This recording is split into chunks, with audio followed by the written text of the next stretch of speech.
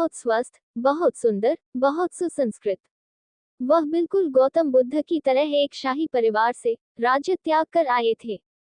पश्चिम में जिस तरह क्लियोपेट्रा को मानवता के पूरे अतीत में सबसे खूबसूरत महिला माना जाता है, उसी तरह पूर्व में क्लियोपेट्रा की समानांतर महिला आम्रपाली है। वह गौतम बुद्ध की समकालीन थी। वह इतनी सुंदर थी कि उसके महल के द्वार पर हमेशा सुनहरे रथ खड़े रहते थे। यहाँ तक कि बड़े बड़े राजाओं को भी उनसे मिलने के लिए इंतजार करना पड़ता था। वह केवल एक वेश्या थी, लेकिन वह इतनी अमीर हो गई थी कि राज्य खरीद सकती थी। लेकिन अंदर ही अंदर उसे कष्ट सहना पड़ा। उस खूबसूरत शरीर में एक खूबसूरत आत्मा भी थी जो प्यार के लिए तरसती थी। जब कोई पुरुष किसी महिला का शरीर खरीदने आता है, तो वह उसके प्रति बहुत प्यार का दिखावा कर सकती है क्योंकि उसने इसके लिए भुगतान किया है, लेकिन अंदर ही अंदर वह उससे नफरत करती है क्योंकि वह उसे एक वस्तु के रूप में उपयोग कर रहा है, खरीदने योग्य। वह एक इंसान के रूप में उसका सम्मान नहीं कर रहा है। और सबसे बड़ी चोट और घाव जो किसी को भी हो सकता है वह तब होता है जब आपके साथ एक मृत वस्तु जैसा व्यवहार किया जाता है और आपकी ईमानदारी, आपके व्यक्तित्व को अपमानित किया जाता है। यह युवा भिक्षु भिक्षा मांगने के लिए शहर में गया। न जाने वह सोने के इतने सारे रथों और सुंदर घोड़ों के पास से गुजरा तो वह आश्चर्यचकित रह गया। इस महल में कौन रहता है? जैसे ही उसने ऊपर देखा, आम्रपाली खिड़की से देख रही थी, और पहली बार उसके दिल में प्यार पैदा हुआ। इसका सीधा सा कारण यह था कि जैसे ही युवा भिक्षु ने आम्रपाली को देखा, वह गहरे सम्मान के साथ उसके सामने झुक गया। ऐसी सुंदरता का सम्मान किया जाना चाहिए, इस्तेमाल नहीं। यह अस्तित्व का एक महान उपहार है जिसकी सराहना की जानी चाहिए लेकिन अपमानित नहीं होना चाहिए। जिस समय ये युवा सुंदर भिक्षुणी झुकी, अचानक आम्रपाली में ऊर्जा का एक बड़ा विस्फोट हुआ। पहली बार किसी ने उसे सम्मान की नजरों से देखा था, किसी ने उसे इंसान होने का सम्मान दिया था। वह दौड़कर नीचे आई, साधु के पैर छुए और बोली, कहीं और मत जाओ, आज मेरे मेहमान बनो। उन्होंने कहा, मैं एक भिक्षु हूँ, एक भिखारी हूँ। आपके महान महल में, जहाँ इतने सारे राजा आपसे मिलने के लिए कतार में इंतजार कर रहे हो, यह अच्छा नहीं लगेगा। उसने कहा, उन राजाओं के बारे में सब भूल जाओ, मैं उनसे नफरत करती हूँ। लेकिन मेरे निमंत्रण को मना मत करना, क्योंकि पहली बार मैंने निमंत्रण दिया है। मुझे हजारों बार राजा महाराजाओं ने आमंत्रित किया है, लेकिन मैंने कभी किसी को आमंत्रित नहीं किया। मुझे दुख मत पहुंचाओ, यह मेरा पहला निमंत्रण है। अपना भोजन मेरे साथ करो। भिक्षु सहमत हो गया। अन्य भिक्षु उनके पीछे आ रहे थे, क्योंकि बुद्ध जहां भी जाते थे 10,000 भिक्षुओं के साथ चलते थे। उन्हें अपनी आंखों पर विश्वास ही नहीं हुआ कि वह युवा साधु वेश्या के घर में जा रहा है। बड़ी ईर्ष्या, क्रोध के साथ वे गौतम बुद्ध के पास लौट आए। उन्होंने एक स्वर से कहा, इस आदमी को कम्यून से निष्कासित करना होगा। उसने आपका सारा अनुशासन तोड़ दिया है। उसने न केवल एक वेश्या के सामने सिर झुकाया, बल्कि उसके महल में जाकर भोजन करने का निमंत्रण भी स्वीकार कर लिया। बुद्ध ने कहा, उसे वापस आने दो। पहली बार आम्रपाली ने स्वयं साधु के कटोरे में भोजन परोसा। खुशी के आंसुओं के साथ उसने कहा, क्या मैं एक एहसान मांग सकती हूँ? युवा भिक्षु ने कहा, मेरे पास मेरे अलावा कुछ भी नहीं है। यदि यह मेरी क्षमता में है, तो मैं वह सब कुछ करूंगा जो आप मुझसे करना चाहते हैं। उसने कहा, कुछ नहीं करना है।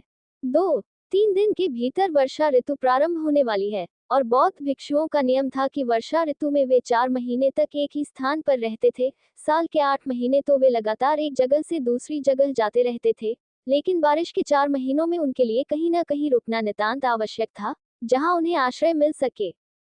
आम्रपाली ने कहा, आने वाले 4 महीनों में यह महल आपका आश्रय स्थल होना चाहिए। मैं कुछ नहीं पूछता, मैं तुम्हें किसी भी तरह परेशान नहीं करूंगा। मैं तुम्हारे लिए सब कुछ यथासंभव आरामदायक बना दूंगा, लेकिन इन 4 महीनों के लिए मत जाओ। भिक्षु ने कहा, मुझे अपने गुरु से पूछना है। अगर वह मुझे इजाजत देंगे तो मैं रुकूंगा। यदि वह मुझे अनुमति नहीं देता है, तो आपको मुझे माफ करना होगा। यह मेरे हाथ में नहीं है, यह मेरा स्वामी है जो तय करता है कि किसी को कहाँ रहना है। वह लौट आया। हर कोई क्रोधित था, ईर्ष्यालु था, और वे सभी ये देखने की प्रतीक्षा कर रहे थे कि क्या गौतम बुद्ध उसे दंडित करने वाले हैं। बुद्ध ने पूछा, मुझे पूरी बात बताओ, क्या हुआ? उसने बुद्ध को सब कुछ बता दिया। उन्होंने ये भी कहा कि आम्रपाली उन्होंने वेश्या शब्द का इस्तेमाल नहीं किया, ये एक फैसला है। आप पहले ही इस शब्द से एक महिला की निंदा कर चुके हैं। उसकी निंदा कर चुके हैं कि वह अपना शरीर बेचती है, कि वह अपना प्यार बेचती है, कि उसका प्यार एक वस्तु है। अगर आपके पास पैसा है तो आप इसे खरीद सकते हैं। उन्होंने कहा, आम्रपाली ने मुझे आगामी वर्षा ऋतु के लिए आमंत्रित किया है और मैंने उससे कहा है कि यदि मेरे स्वामी मुझे अनुमति देंगे तो मैं उनके महल में रहूंगा। इससे कोई फर्क नहीं पड़ता। 10,000 भिक्षुओं के बीच बड़ी शांति थी।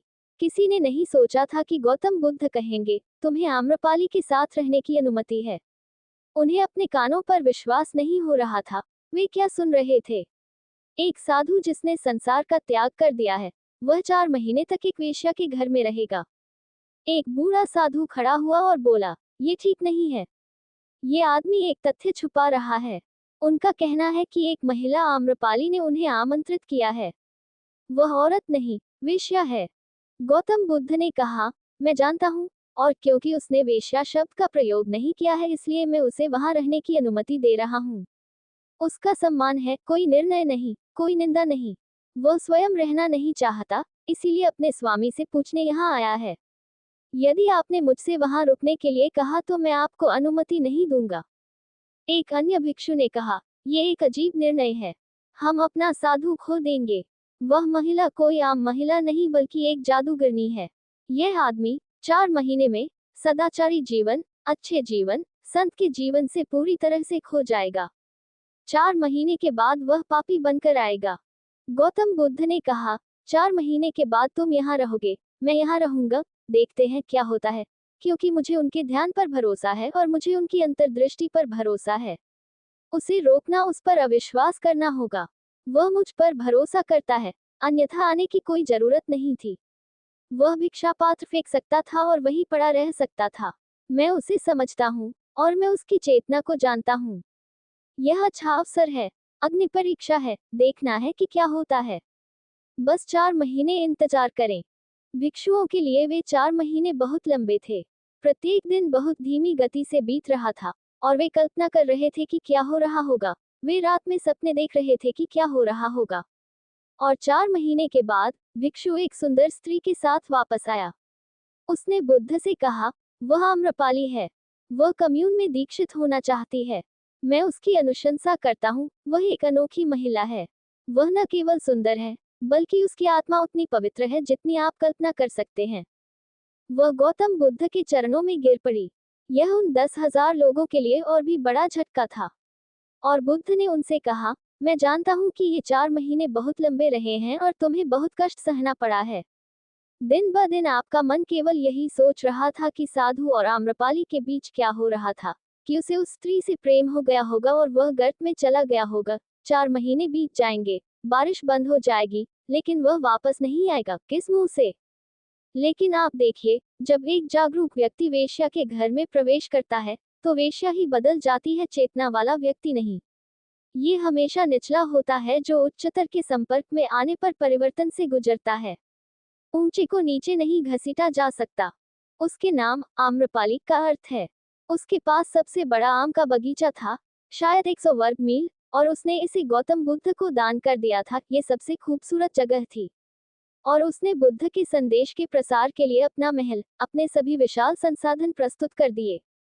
बुद्ध ने अपने संघ से, अपने कम्यून से कहा, यदि आप वेश्या के साथ रहने से डरते हैं, तो उस डर का वेश्या से कोई लेना देना नहीं है। वह डर आपके अपने अचेतन से आ रहा है क्योंकि आपने अपनी कामुकता को दबा दिया है। यदि आप स्वच्छ हैं, तो सभी निर्णय गायब हो जाते हैं। इसलिए जागृत व्यक्ति के पास कोई निर्णय नहीं है कि क्या अच्छा है और क्या बुरा है, और बच्चे के पास कोई निर्णय नहीं है क्योंकि वह अंतर नहीं कर सकता, उसके पास कोई अनुभव नहीं है। इस अर्थ में ये सत्य है कि प्रत्येक जागृत व्यक्ति फिर से बच्चा बन जाता है, अज्ञानी नहीं, बल्कि निर्दोष। लेकिन हर बूढ़ा व्यक्ति जागृत प्राणी नहीं होता। ऐसा ही होना चाहिए। यदि जीवन सही ढंग से जिया गया है, सतर्कता के साथ, आनंद के साथ, मौन के साथ, समझ के साथ, तो आप न केवल बूढ़े होते हैं, बल्कि आप बड़े भी होते हैं। और ये 2 अलग अलग प्रक्रियाएं हैं। हर कोई बूढ़ा हो जाता है, लेकिन हर कोई बड़ा नहीं होता।